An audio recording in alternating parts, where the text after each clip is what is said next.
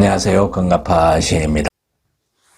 오늘 강의는 올 한 해 동안 제가 건가파 문학TV에서 지속적으로 강조해온 아주 중요한 내용인데요. 어떻게 하면 감동적인 시를 창작할 수 있을까 하는 문제입니다. 우리는 흔히 이렇게 생각을 하죠.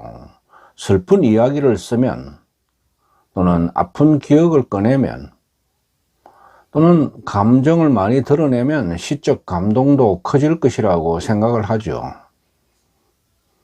정말 그럴까요? 그렇지가 않습니다. 감동은 감정의 양에서 오는 것이 아니라 시의 구조와 설계에서 온다는 사실을 알아야 합니다. 시가 독자의 마음을 울리는 순간은 눈물이 펑펑 쏟아지는 그런 장면 때문이 아닙니다. 독자가 예상하던 어떤 정서의 흐름이 어느 순간 살짝 비켜나가는 전환에서 찾아오는 것입니다. 그런 전환이 이루어지려면 언어와 이미지, 여백, 상징이 서로 따로 노는 것이 아니라 하나의 호흡처럼 맞물려야 한다는 점인데요. 오늘 강의에서는 그 보이지 않는 설계도, 즉 감동의 구조가 무엇인지를 자세히 알아보겠습니다. 끝까지 경청을 하시면 시창작에서 감동을 창출하는 비법일까요? 감동적인 작품을 쓰는 원리를 명확하게 이해하게 될 것입니다. 분량이 많기 때문에 1부와 2부로 나누어서 두 편의 영상을 제작합니다. 1부는 감동을 창출하는 시창작의 원리 5가지를 자세하게 설명하고 2부에서는 감동 창출 원리에 따른 훈련, 글쓰기 훈련 4가지, 그리고 시, 시조,俳句등 장르별로 어떻게 감동이 창출되는지를 알아보도록 하겠습니다. 감동은 어디에서 생길까요? 우리는 시를 읽을 때 의식하지는 않지만 자신도 모르게 어떤 예상되는 흐름을 생각하게 되고 그것을 따라가게 됩니다. 이 시는 계속 섣불 것 같다라거나 이 시는 끝까지 풍경 묘사로만 끝날 것 같다라는 것이죠. 이렇게 독자는 자연스럽게 다음 장면을 생각하고 기대하면서 시를 읽어 내려갑니다. 그런 예상을 하고 읽고 있는데 시의 흐름이 어느 한 행이나 또는 어느 한 단어에서 아주 스무스하게 방향을 틀어버리면 어떻게 될까요? 독자의 감정은 그 순간 툭 하고 돌부리에 발이 걸리듯 멈칫하게 되죠. 바로 그 멈칫하는 그 낙차에서 감동이 발생합니다. 이 정서적 낙차를 만들어주는 기술이 바로 감동을 창출하는 다음에 5가지입니다. 그 첫째는 감동의 핵심 엔진이라고 할 수 있는 반전입니다. 전환의 미학이죠. 둘째는 감각의 구체화, 즉 보이지 않는 감정을 보이게 하는 기술입니다. 셋째는 은유와 상징의 도약인데요. 즉 사물이 세계를 품게 만드는 힘을 만드는 것입니다. 넷째는 압축과 여백으로, 즉 말하지 않은 자리에서 일어나는 감동입니다. 다섯째는 첫 행과 마지막 행의 긴장 구조 형성입니다. 즉 시 전체가 감동으로 수렴되는 구조를 짜는 방식이죠. 그럼 이 5가지 원리를 실제 시 작품과 함께 하나씩 살펴보겠습니다.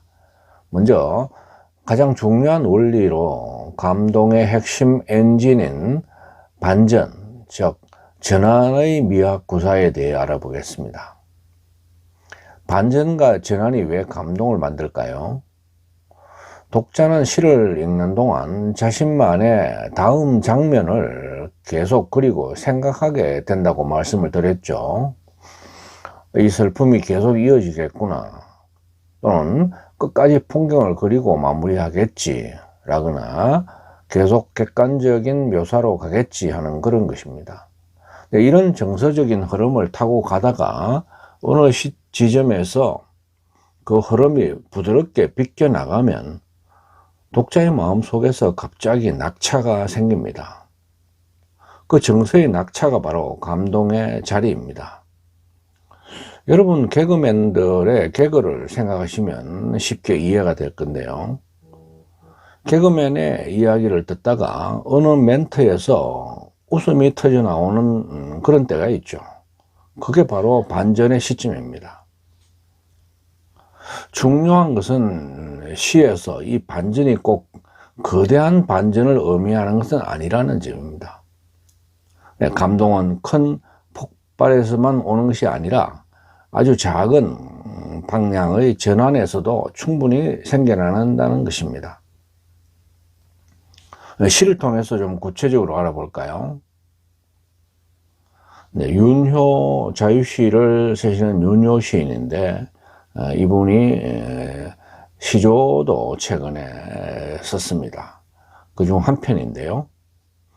당호, 윤효, 설악산 큰절 요사체는 정묵당, 군소리 허튼 소리 아예 말란 해초리, 그 당호 내 속들에도 깊이 새겨 내걸다. 시인은 초장과 중장에서 이렇게 말합니다. 설악산의 큰절, 그 절의 요사체 이름은 정묵당, 말조차 조심해야 할 기도의 공간이라는 뜻이죠. 그것을 말하고 있죠. 여기까지는 모두 절이라는 외부 공간의 이야기입니다. 독자는 당연히 끝까지 그 공간의 의미나 분위기를 이어갈 것이라 생각을 할 수 있겠죠. 그런데 종장에서 갑자기 이렇게 전환을 합니다. 그 당호 내 속들에도 깊이 새겨내 걸다. 절에서 시선이 내 안으로 이동을 하고 있죠. 건물에 걸려있던 글씨가 내 마음에 걸립니다. 절이라는 외부 장소가 내 안에 뜰로 옮겨옵니다. 내면의 뜰로 옮겨옵니다. 풍경의 묘사가 자기 성찰로 바뀌는 전환이죠. 시인이 나는 다짐했다라거나 삶을 돌아보게 되었다라고 굳이 설명을 하지 않아도 독자는 스스로 깨닫게 되는 것입니다. 아, 이 시는 절 이야기가 아니라 결국 내 마음의 정묵당을 말하고 있는 거구나. 이 깨달음의 순간이 바로 감동인 것입니다. 김춘수 시인의 꽃도 같은 구조를 갖고 있죠. 앞부분에서 시인은 내가 그의 이름을 불러 주었을 때 그는 나에게로 와서 꽃이 되었다라고 말합니다. 이 장면은 관계가 시작이 되는 순간을 보여주고 있죠. 이름을 부름으로써 익명의 존재가 꽃이 되는 의미가 탄생합니다. 독자는 여기까지만 읽으면 이 시는 관계의 의미를 말하는 시라고 예상을 할 수 있습니다. 그런데 갑자기 이렇게 뒤집습니다. 누가 나의 이름을 불러다오. 지금까지 이름을 부르던 사람이었던 화자가 마지막에 불리는 사람으로 바뀌게 되죠. 주는 자에서 받는 자로, 이름을 부르던 주체가 이름을 기다리는 존재로 바뀌는 것이죠. 이 순간 시의 중심축이 뒤집혀서 독자를 향해 돌아옵니다. 그래서 독자는 스스로 묻게 되겠죠. 나는 누군가의 이름을 불러주는 존재인가? 아니면 나 역시 이름을 불러달라고 기다리는 존재인가? 이렇게 관계의 화살 방향이 바뀌는 순간 정서적인 파동, 즉 감동이 일어나는 것입니다. 나태주 시인의 풀꽃도 다르지가 않습니다. 자세히 보아야 예쁘다, 오래 보아야 사랑스럽다. 앞에 두 줄만 보면 그냥 관찰의 태도에 관한 이야기처럼 보입니다. 어떤 대상이든 차분히 오래 바라보라는 말에 다름이 아닌 것이죠. 그런데 마지막 한 줄에서 전환이 일어납니다. 너도 그렇다. 지금까지는 풀꽃처럼 작은 자연을 말하는 줄 알았는데 마지막에 갑자기 너가 등장합니다. 풀꽃에서 너로, 사물에서 존재로, 대상 관찰에서 관계 고백으로 바뀌고 있죠.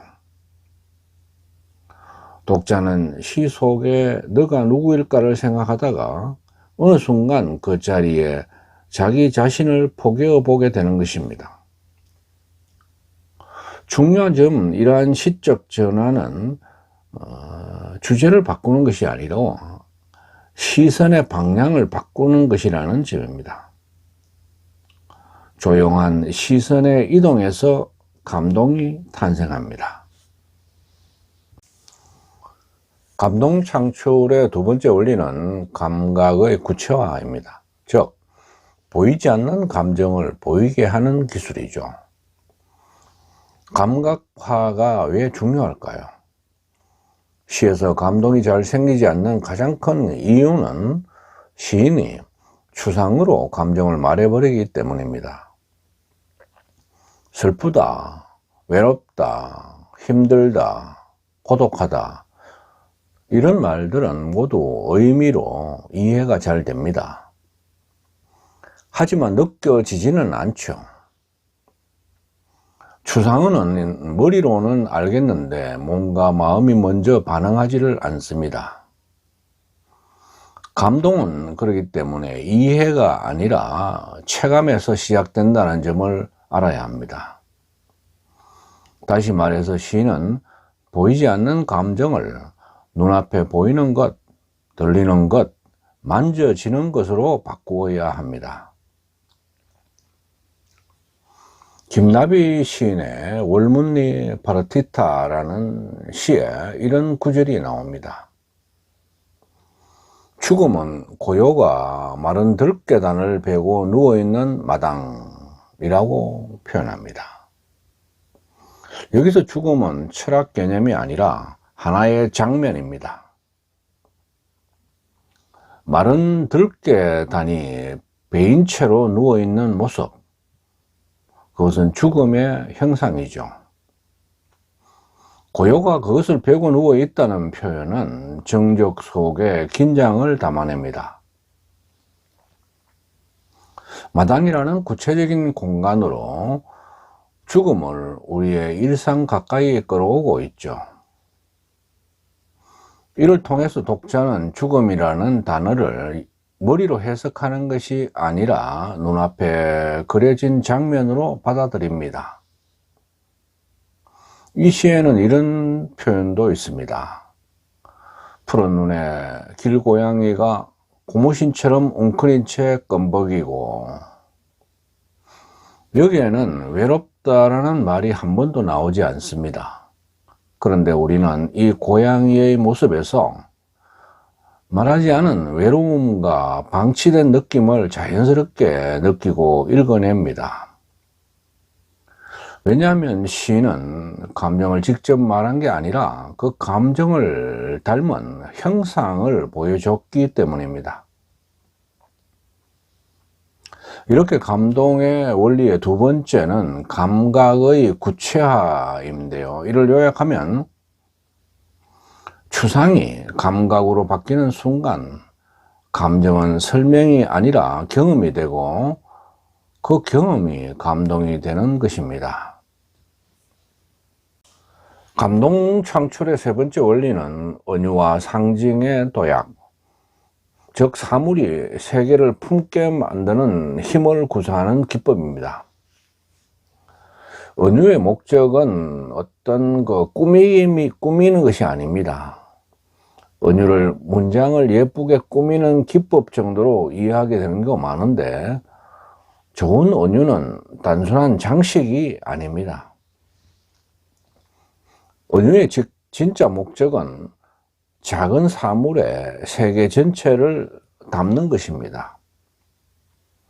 사물 하나에 전혀 다른 차원의 의미를 심는 순간, 그 사물은 단순한 물건이 아니라 삶 전체를 비추는 거울이 되는 것입니다.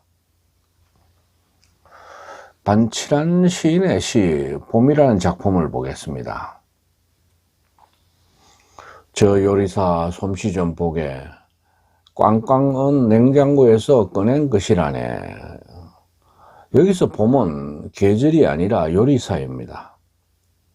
겨울에 이 땅속에 얼어있던 것들이 어느 날 갑자기 녹아서 초록의 싹과 알록달록한 꽃으로 우리 앞에 올라오는 이 장면을 냉장고에서 꺼낸 재료처럼 비유하고 있죠. 그리고 아지랑이는 김처럼 피어오르는 것으로 상상할 수가 있습니다. 이때 일어나는 시적 변화는 이렇습니다. 자연이 요리라는 인간의 행위로 바뀌게 되죠. 또 날씨 변화는 창조 행위로 바뀌고, 계절의 바뀜은 생명이 다시 태어나는 기적으로 의미가 부여됩니다. 이렇게 작은 은유 하나가 봄이라는 개념 전체를 다시 보게 만들고 있죠. 독자는 이런 순간에 전율을 느끼게 됩니다. 그 전율이 바로 감동인 것이죠. 감동 창출법 내체는 압축과 여백입니다. 즉 말하지 않는 자리에서 일어나는 감동 창출 방법이죠. 시는 말하는 예술이 아니라 생략의 예술이라고 합니다. 산문은 설명을 충분히 할 수 있지만 시는 그렇지가 않죠. 시는 모든 것을 다 말하지 않고 가장 핵심만 남기고 나머지는 비워두는 전략을 취합니다. 그리고 바로 그 비어있는 자리, 즉 여백에서 독자의 상상과 해석이 시작이 됩니다. 작품으로 예를 한번 들어보겠습니다. 다음은 저녁이라는 아주 짧은 시가 있다고 합시다. 빈 그릇 2개, 젓가락 소리도 멎자 창밖에 비가 왔다. 이 시는 아무 설명도 하지 않습니다. 누가 함께 있었는지, 어떤 사이인지, 또 무슨 대화가 오갔는지, 왜 조용해졌는지, 왜 비가 오는지, 어느 것 하나 말해주지 않고 있습니다. 그런데 우리는 이 3줄만 읽고도 어떤 분위기인지, 어떤 감정인지 직감을 하게 됩니다. 왜 그럴까요? 시는 감정을 직접으로 말하지 않고 그 감정을 둘러싼 상황과 장면만 보여주었기 때문입니다. 나머지는 독자가 자기 경험과 상상으로 채우게 되죠.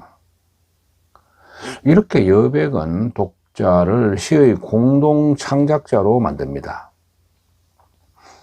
그래서 설명이 적을수록, 여백이 깊을수록 감동은 오히려 더 크게 울리게 되는 것입니다. 시 창작에서 감동 창출 원리 그 5제는 첫 행과 마지막 행의 긴장 구조 형성입니다. 즉 시 전체가 감동으로 수렴되는 구조를 짜는 그런 방식이죠. 좋은 시는 처음과 끝이 서로 끌어당깁니다. 좋은 시를 읽다 보면 첫 줄에서 던진 말이 마지막 줄에서 전혀 다른 빛으로 되돌아오는 경험을 하게 되는데요. 이 두 지점 사이에서 보이지 않는 줄 하나가 팽팽하게 당겨져 있는 것 같은, 그것이 바로 시의 긴장 구조입니다. 윤동주 시인의 서시를 보면 시의 앞부분은 죽는 날까지 하늘을 우러러 한 점 부끄러움이 없기를입니다. 이 구절은 아주 큰 이상, 평생의 서원을 열어놓은 그런 문장이죠. 여기서 시의 문이 활짝 열립니다. 중간에는 잎새에 이는 바람에도 나는 괴로워했다입니다. 일상의 아주 작은 바람에도 괴로워했던 시인의 섬세한 양심과 고뇌가 등장을 하죠. 시의 심장이 뛰기 시작하는 부분입니다. 그리고 마지막에 오늘 밤에도 별이 바람에 스쳐온다. 처음의 서원과 마지막의 별빛이 한 호흡으로 만나면서 개인의 고백이 우주적 이미지로 확장되는 것입니다. 시작은 나의 결심에서 시작해서 끝은 별과 바람이라는 거대한 세계로 아우르고 있죠. 이 둘 사이의 긴장이 시 전체를 감동으로 이끕니다. 김소월의 진달래꽃도 다르지 않습니다. 시의 큰 흐름을 단순화하면 이렇습니다. 시작은 나보기가 역겨워 가실 때는이죠. 떠남을 받아들이는 어떤 상황이 제시됩니다. 그러면 전개는 어떻게 되느냐? 죽어도 아니 눈물 흘려오리다. 눈물조차 보이지 않겠다는 어떤 절제를 보입니다. 근데 마지막은 어떻게 되죠? 영변의 약산 진달래꽃 아름다다 가실 길에 뿌리 오리다. 떠나는 사람의 길에 꽃을 뿌리는 헌신과 축복이 나옵니다. 이 시는 떠나는 사람을 원망하는 시가 될 수도 있었지만 마지막에서 감정의 방향이 축복으로 바뀐 것입니다. 이 정서의 이동 안에는 희생과 사랑, 이별, 초월이 함께 들어 있습니다. 감동은 바로 이 정서의 수렴 지점에서 발생하는 것입니다. 지금까지 시 창작에서 감동 창출 원리 제1부로 5가지 감동 창출 원리에 대해서 알아보았습니다. 감동을 창출하는 5가지는 그 첫째가 감동의 핵심 엔진이라고 할 수 있는 반전, 전환의 미학을 구사하는 것입니다. 둘째는 감각의 구체화, 즉 눈에 보이지 않는 감정을 보이게 하는 기술이고요. 셋째는 은유와 상징의 도약으로, 즉 사물이 세계를 품게 만드는 힘을 만드는 것입니다. 넷째는 압축과 여백으로, 즉 말하지 않는 자리에서 일어나는 감동 창출입니다. 다섯째는 첫 행과 마지막 행의 긴장 구조를 형성하는 것이죠. 즉 시 전체가 감동으로 수렴되는 구조를 짜는 방식입니다. 다음 영상에서는 감동 창출 원리 제2부로 5가지의 감동 창출 원리를 바탕으로 실전에서의 어떻게 할 것인가에 대해서 공부할 것입니다. 이를 이루기 위해서 4단계의 글쓰기 훈련에 대해서 이야기하고 장르별로 구체적인 감동 창출 방법을 알아보도록 하겠습니다. 다음 영상을 이어서 보시기 바랍니다.